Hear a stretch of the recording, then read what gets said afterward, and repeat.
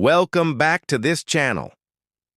When you're strolling along a beautiful Philippine beach, what's one of the first things you see?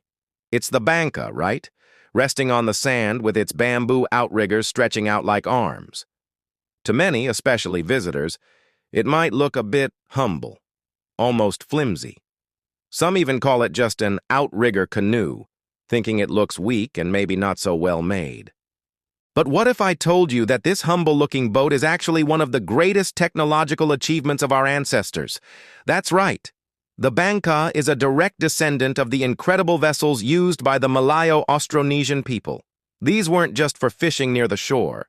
These boats were the key that unlocked the vast Pacific Ocean, allowing our ancestors to migrate from places like northern Luzon all the way to distant islands like the Marianas. The bangka was originally a single-hulled version of the even larger double-hulled catamarans, which were true masters of the open sea. So, how does it work? Initially, the bangka had an outrigger, or katig, on just one side.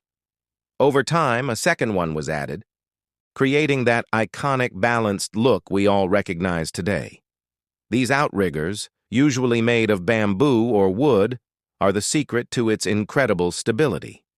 They allow this narrow boat to handle rough open waters with surprising grace, and it was powered by the wind through a sail, by good old-fashioned paddling or a combination of both. Now, because the bangka has a shallow hull, it does take on some water. This wasn't a flaw. It was part of the design. There was always a crew member whose specific job was to bail out the water.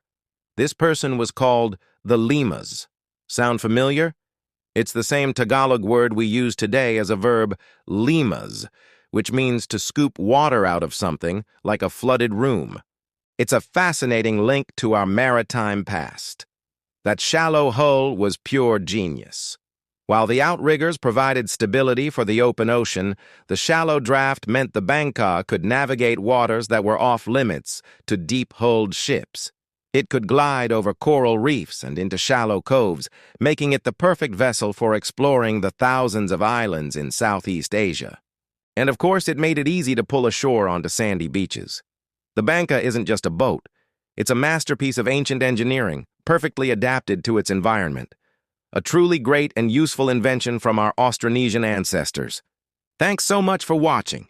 If you found this interesting, don't forget to hit that like button, subscribe to the channel, and ring the bell so you don't miss our next video. See you next time.